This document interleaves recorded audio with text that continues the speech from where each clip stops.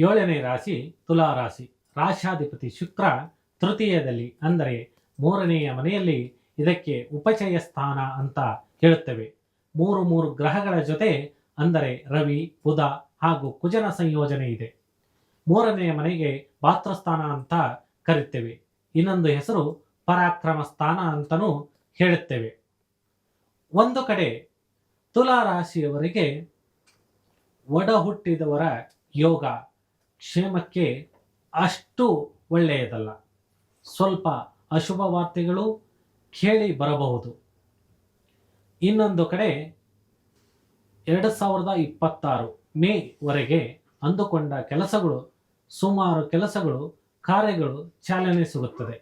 ಸ್ವಲ್ಪ ಯಶಸ್ಸು ಹಾಗೆ ಕೀರ್ತಿ ಕೂಡ ಹೆಚ್ಚಾಗುತ್ತದೆ.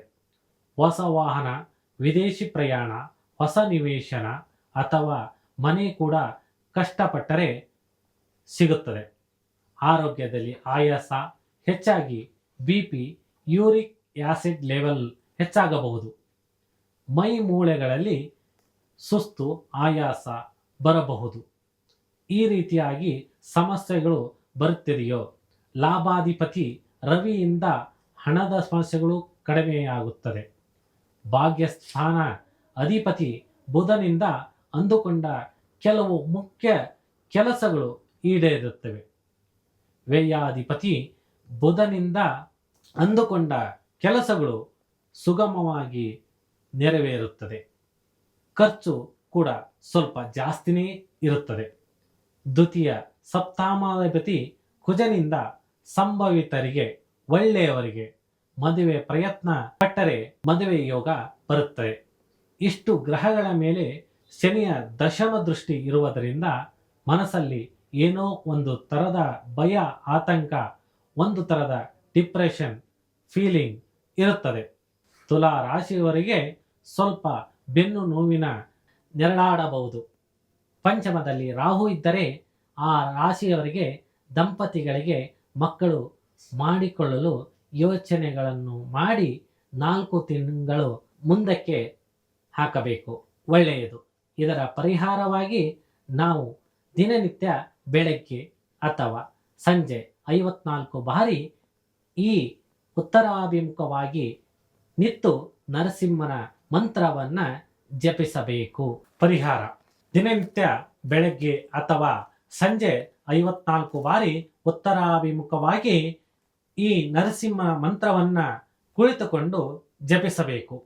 ಉಗ್ರಂ ವೀರಂ ಮಹಾವಿಷ್ಣುಂ ಜ್ವಲತಾಂ ಸರ್ವತೋಮುಖಂ ನರಸಿಂಹಂ ಭೀಷಣಂ ಭದ್ರಂ ಮೃತ್ಯೋರ್ಮೃತ್ಯೋ ನಮಾಮ್ಯಹಂ.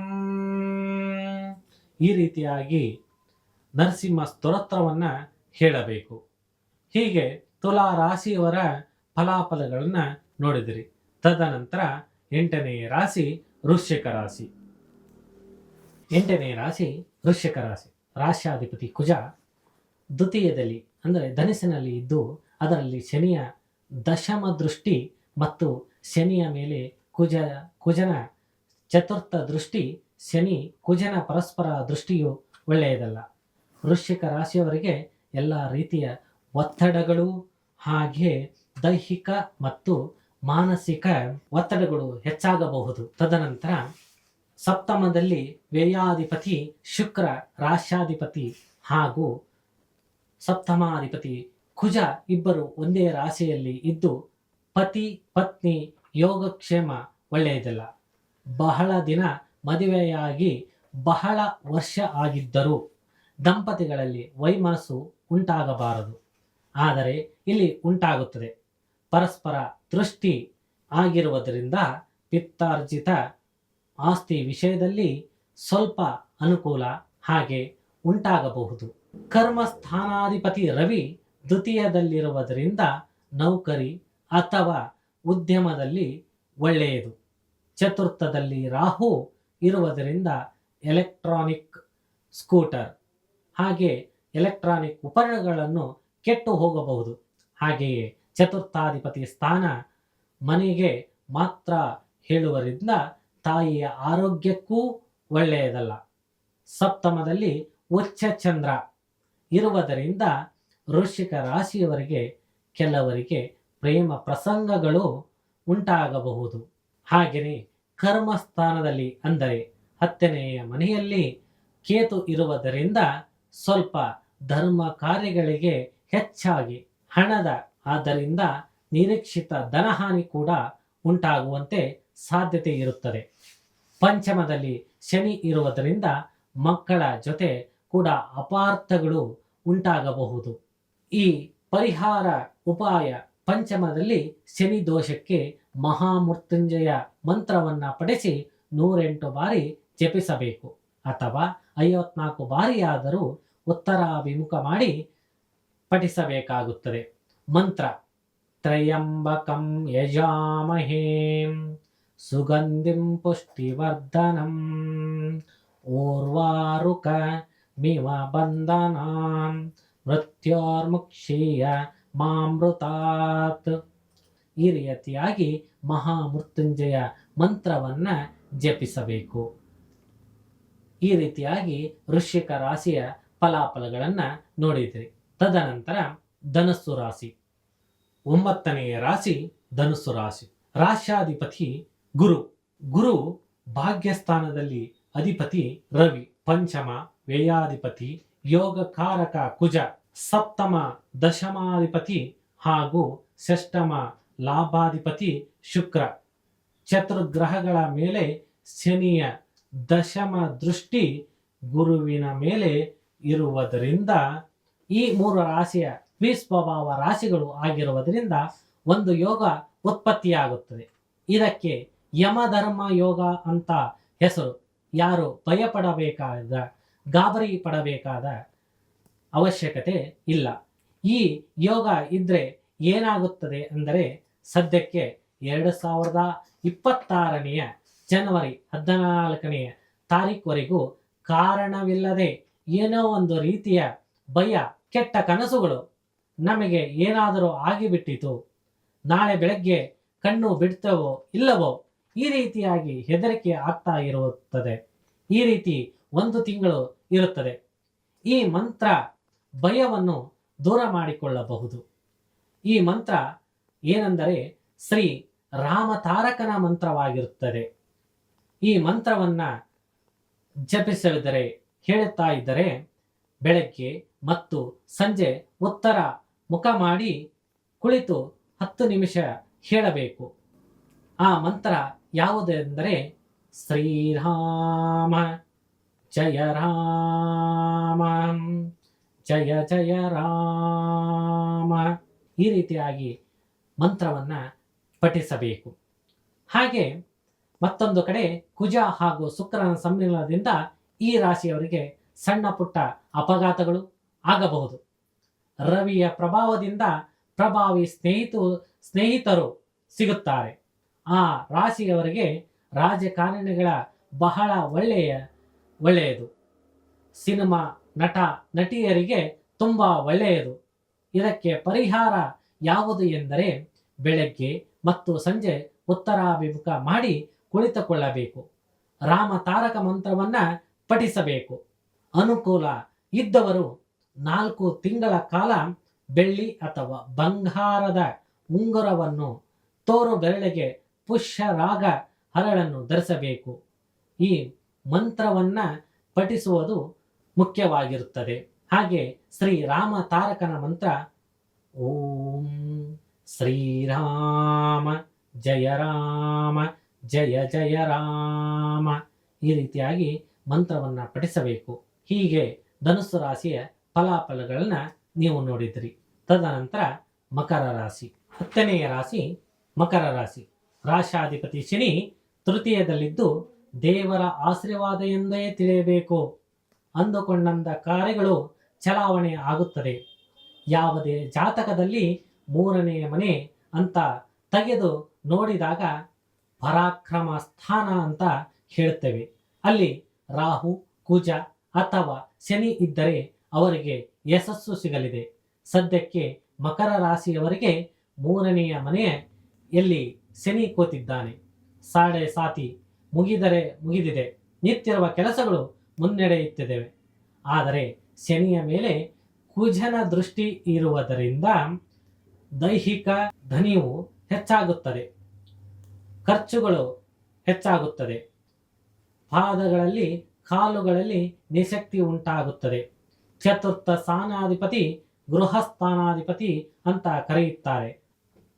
ಕುಜ ಹಾಗೂ ಶುಕ್ರ ಇದ್ದರೆ ಗೃಹ ನಿರ್ಮಾಣ ಆಗಿರುವ ಮನೆಗೆ ಗೃಹ ಪ್ರವೇಶ ಮಾಡುತ್ತೀರಿ. ತೃತೀಯದಲ್ಲಿ ರಾಹು ಇರುವುದರಿಂದ ಹಲ್ಲುಗಳ ಸಮಸ್ಯೆ ಬರುತ್ತದೆ. ಶನಿಯ ಮೇಲೆ ಕುಜನ ದೃಷ್ಟಿಯಿಂದ ಪದೇ ಪದೇ ತಲೆನೋವು, ಮೈಗ್ರೇನ್ ಬರುತ್ತದೆ. ದಾಂಪತ್ಯದಲ್ಲಿ ತಕ್ಕ ಮಟ್ಟಿಗೆ ಚೆನ್ನಾಗಿರುತ್ತೀರಿ. ಇರಹ ಪರಿಹಾರ ಶುಕ್ರನನ್ನು ಬಲಪಡಿಸಬೇಕು. ದೇವತೆ ಬಂದು ಅಮ್ಮನವರು. 3 ತಿಂಗಳು ಪ್ರತಿ ಶುಕ್ರವಾರ ಒಣ ಅವರೆಕಾಳನ್ನು ಅಮ್ಮನವರ ದೇವಾಲಯಕ್ಕೆ ಹೋಗಿ ಅರ್ಪಿಸಿ ಮೊದಲನೆಯ ಶುಕ್ರವಾರ ಕೆಂಪು ಮತ್ತು ಹಸಿರು ಬಣ್ಣದ ವಸ್ತ್ರವನ್ನು ಅರ್ಪಿಸಬೇಕು. ದಿನನಿತ್ಯ ಬೆಳಗ್ಗೆ ಎದ್ದು ಉತ್ತರಾಭಿಮುಖವಾಗಿ ಕುಳಿತು 54 ಬಾರಿ ಅಥವಾ 108 ಬಾರಿ ಜಪಿಸಿದರೆ ಈ ಮಂತ್ರವನ್ನು ಒಳ್ಳೆಯದು. ಶೂಲಿನಿ ಮಂತ್ರ. ಓಂ ರೀಂ ಜ್ವಲ ಜ್ವಲ ಶೂಲಿನಿ ದುಷ್ಟಗ್ರಹಂ ಹೂಂ ಪಟು ಸ್ವಾಹಾಂ. ಈ ರೀತಿಯಾಗಿ ಶೂಲಿನಿ ಅದ್ಭುತ ಮಂತ್ರ ಇದು. ಈ ಮಂತ್ರವನ್ನು ಪಠನೆ ಮಾಡಿರದೆ ದುಷ್ಟಶಕ್ತಿಗಳು ಸಂಹಾರವಾಗಿ ನಿಮಗೆ ಸುಖವನ್ನು ತಂದುಕೊಡುತ್ತದೆ. ಮಕರ ರಾಶಿ ಫಲಾಫಲಗಳನ್ನು ನೋಡಿದ್ರಿ. ತದನಂತರ ಕುಂಭರಾಶಿ. 11ನೇ ರಾಶಿ ಕುಂಭರಾಶಿ. ರಾಶಿಯಲ್ಲಿ ರಾಹು ಇರೋದ್ರಿಂದ ಭಯ, ಆತಂಕ ಇದ್ದೇ ಇರುತ್ತದೆ. ರಾಹು ಪ್ರಭಾವದಿಂದ ಇವರಿಗೆ ಬಹಳ ಹತ್ತಿರವಾದವರು ಕೂಡ ಇವರನ್ನು ಸಣ್ಣ ಪುಟ್ಟ ವಿಷಯಗಳಿಗೆ ಅಪಾರ್ಥವನ್ನು ಮಾಡಿಕೊಂಡು ದೂರ ಆಗುವ ಸಾಧ್ಯತೆ ಇದೆ. ಸಪ್ತಮದಲ್ಲಿ ಕೇತು ಇರುವುದರಿಂದ ಪತಿ ಅಥವಾ ಪತ್ನಿಯ ಯೋಗ ಕ್ಷೇಮಕ್ಕೆ ಅಷ್ಟು ಒಳ್ಳೆಯದಲ್ಲ. ಆರೋಗ್ಯ ಸಮಸ್ಯೆಗಳು, ನೌಕರಿಯಲ್ಲಿ ತೊಡಕುಗಳು ಬರುತ್ತವೆ. ರಾಶ್ಯಾಧಿಪತಿ ದ್ವಿತೀಯದಲ್ಲಿ ಸಾಡೆ ಸಾತಿ ಕಡೆಯ ಭಾಗ ಇದ್ದು ಸ್ವಲ್ಪ ಹಿಂಸೆ ಅಂತಾನೆ ಹೇಳಬಹುದು. ಯಾಕೆಂದರೆ ಪ್ರತಿ ರಾಶ್ಯಾಧಿಪತಿ ತೃತೀಯದಲ್ಲಿ ಸಾಡೆ ಸಾತಿ ಕಡೆಯ ಭಾಗದಲ್ಲಿ ಇದ್ದು ಸ್ವಲ್ಪ ಹಿಂಸೆನೇ ಅಂತಾನೆ ಹೇಳಬಹುದು. ಕುಂಭ ರಾಶಿಯವರು ಗುರು ರಕ್ಷಣೆ ಇದ್ದೇ ಇರುತ್ತದೆ.